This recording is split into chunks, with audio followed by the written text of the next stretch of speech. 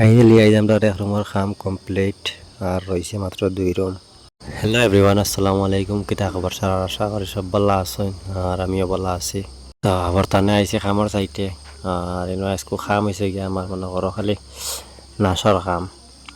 ও filler কয়টা আছে আর ওর বিমর টুকরা 2টা, 4টা ফিলার আর বিম 2টা।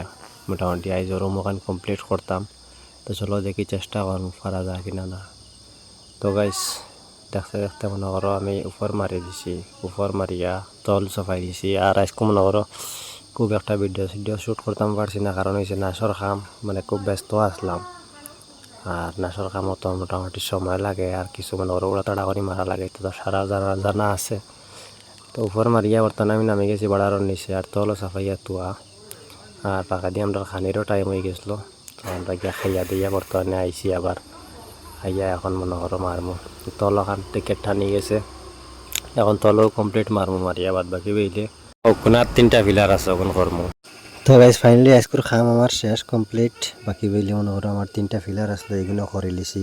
আর আজকের ভিডিওটা মনে করো খুব একটা মনে মনে করি বানাইতাম পারছি না, কারণ হয়েছে গিয়া খুব ব্যস্ত আসলাম, ভিডিও করার এই সময়ও পাইছি না, কিছু উড়া দাঁড়া হয়ে মারা লাগছে। কারণ সকালে আইয়া ভাবছি যে রমিকান আজকে কমপ্লিট করতাম, যার কারণে কিছু মনে করো তাকদা করিয়া মারিয়া সামান মান দিয়া এখন রওনা দিলাইছিলাম রুমও।